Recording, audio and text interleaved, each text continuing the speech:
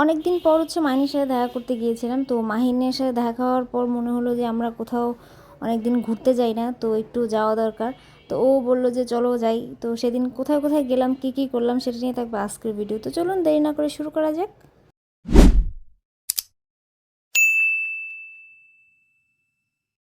আসসালামু আলাইকুম and hello everyone, welcome back to my tiny world. কী অবস্থা সবার, কেমন আছেন? আশা করছি সবাই অনেক অনেক ভালো আছে। আমি আলহামদুলিল্লাহ ভালো আছি।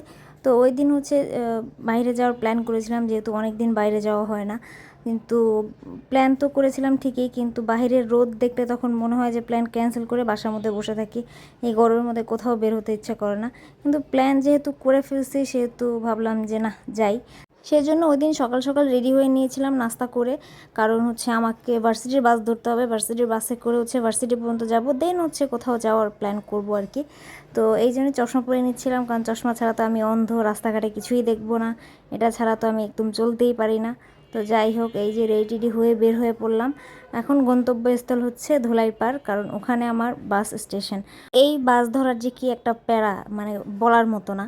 তো যাও, একটু বের হয়ে একটা রিক্সা নিয়ে নিয়েছিলাম, অটো রিক্সা, কিন্তু চলতেছিল পায়ে রিক্সার থেকেও স্লো। মানে আমার এদিকে বাস ধরার খুব তাড়া থাকে সকালবেলা, মানে একটু একটু লেটে বেরোয়, আর যাওয়ার টাইমে খুব তাড়া থাকে। আর ইনি এত স্লো চালাচ্ছিল, মনে হচ্ছিল বলি মামা আপনি নামেন, আমি রিক্সাটা চালাই নিয়ে যে, যদি পারতাম তাহলে এটাই করতাম। তারপরে এই যে দৌড়তে দৌড়তে এসে বাসটা ধরলাম। বাসে উঠে অ্যাজ ইউজুয়াল আমি কানে হেডফোন দিই, কারণ আমার কেন যায় না, আমার আশেপাশে চিল্লে ভাল লাগে না, এই জন্য কানে হেডফোন দিয়ে রিল্যাক্সে আমি যাই। তো এই যে ঢাকা শহরে বের হবো আর জ্যাম থাকবে না, এটা কি হয়? এটা গুলিস্তানের জ্যাম। আর এই জ্যামে বসে থাকতে এই গরমের মধ্যে কী যে বিরক্ত লাগে, যা বলার বাহিরে। কিন্তু ঢাকা শহরে বের হলে তো জ্যাম একটু পোহাতেই হবে। তো যাই হোক, যেতে যেতে যে এদের দেখতেছিলাম যে এরা কি সুন্দর জ্যামে বসে আছে। আর এদের দেখে আমার আরও গরম লাগতেছিল, আর আরও কষ্ট লাগতেছিল, কারণ এরা জানেই না যে সামনে তাদের জন্য আরও কত জ্যাম ওয়েট করতেছে। কারণ রাস্তায় প্রচুর জ্যাম ছিল ওই দিন। তো কথা বলতে বলতে এই যে চলে আসলাম টিএসসিতে। টিএসসির এই দেয়ালের লেখাগুলো আমার কাছে খুবই ভালো লাগছে। আমি প্রায় দেখি, কিন্তু ভিডিও করা হয় না, কিন্তু ওই দিন ভিডিও করে নিয়েছিলাম। তো এই তো অনেক দিন পরে ক্যাম্পাসে আসলাম। একদম নিরিবিলি ছিল ক্যাম্পাস, অতটা স্টুডেন্ট ছিল না, কারণ ওই দিন মাত্র মানে এই যে ঝামেলা টামেলার পরে খুলছে একদম প্রপারলি।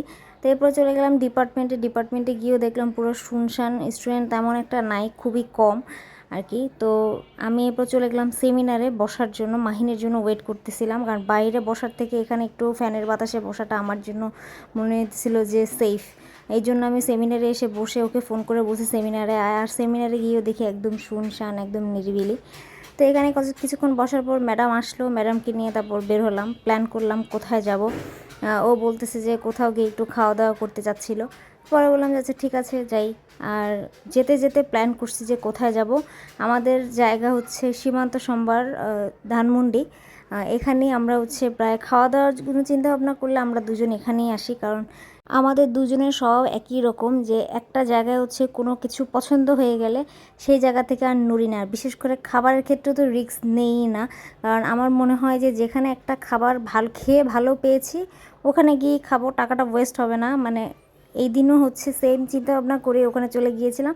ওখানে গিয়ে ও রামেন খায়, আর আমি একটা ফ্রাইড রাইস খাই, যেটা অনেক মজার। সেই চিন্তা ভাবনা করেই ওই দিন ওখানে চলে গিয়েছিলাম। কিন্তু ওই দিন ব্যাড লাক ছিল, কারণ যেই দোকান থেকে আমরা খাই সেই দোকানটা ওখানে ছিল না। আর অন্য কোথাও যাওয়ারও ইচ্ছা করতেছিল না এই গরমের মধ্যে, তাই জন্য পাশের দোকান থেকে ওখানে হালকা পাতলা কিছু অর্ডার করি। ও রামেন অর্ডার করে, আমি ফ্রাইড রাইসই অর্ডার করি। তো দেখা যাক যে কেমন হয়। দেন তারা বললো 10 মিনিটের মধ্যে দিবে। তাই জন্য এখানে বসে আমরা একটু কথাবার্তা বলতেছিলাম। আমরা এমনই করি, কোথাও ঘুরতে গেলে একটা জায়গায় বসার আমরা জায়গা খুঁজি, যেখানে নিরিবিলি কথাবার্তা বলা যাবে, আড্ডা দেওয়া যাবে, এরকমই প্লেস খুঁজে আমরা যাই। আর ওখানটা আড্ডা দেওয়ার জন্য বেস্ট। কিন্তু ওখানে বলেছিল 10 মিনিট, কিন্তু সেখানে 30 মিনিট লাগিয়েছিল। তো যাই হোক, খাবার চলে এসছে। দেখতে তো ভালোই ছিল মোটামুটি। দেন ওই যে ও রামেন, আর আমি এই যে ফ্রাইড রাইসটা অর্ডার করেছিলাম। তো ওকে জিজ্ঞাসা করলাম যে রামেনটা কেমন। ও বলল যে না, মোটামুটি ভালোই। কিন্তু আমার এই ফ্রাইড রাইসটা মানে অ্যাভারেজ লেগেছে, মানে তেমন একটা আমার কাছে ভালো লাগে নাই আর কি। এই জন্যই আমি নতুন কিছু আমি অর্ডার করতে চাই না, যে জায়গাটা একটা জিনিস পছন্দ হয়ে যায় সেটাই খাই। তো যাই হোক, যেহেতু খাবারের জিনিস তাই এটা খেয়ে শেষ করেছি। তো খাওয়া দাওয়া শেষ করে এখানে বসে আরও কিছুক্ষণ আড্ডা দিই। তো আড্ডা দেওয়া শেষ করে তারপর উঠে যখন বের হয়ে যাচ্ছিলাম, তখন দেখলাম যে ওখানের হলে মুভি চলতেছিল, সেটা তুফান মুভি। তো এই তুফান মুভি কে কে দেখছেন অবশ্যই আমাকে কমেন্টে জানাবেন যে কার কেমন লাগছে। আমার একদমই ভালো লাগে নাই।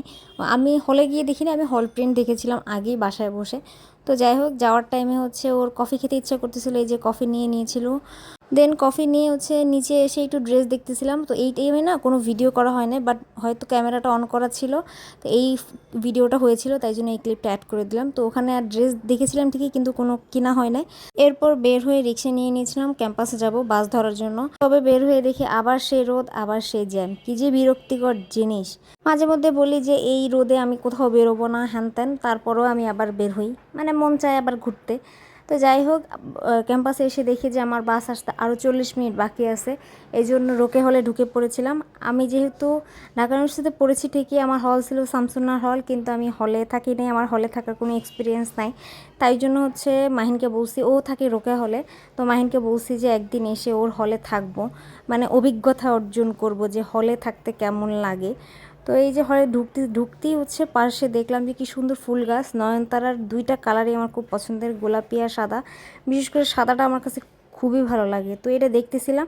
এরপর হচ্ছে একটু ঘুরে ঘুরে দেখতেছিলাম যে কি আছে না আছে, কিন্তু বেশিক্ষণ আর ঘুরতে পারিনি, কারণ প্রচণ্ড রোদ ছিল, এই রোদের মধ্যে হাঁটা যায় না।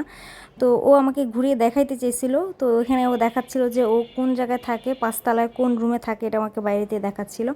তো যেহেতু রোদ ছিল, বাইরে বেশিক্ষণ থাকা যাচ্ছিল না, এই কারণে হচ্ছে ওদের টিভি রুমে এসে বসছিলাম একটু হাওয়া বাতাস খাওয়ার জন্য। তো এখানে এসে দেখলাম অনেকে পড়াশোনা করতেছে, অনেকে ঘুমাচ্ছে, অনেকে আড্ডা দিচ্ছে।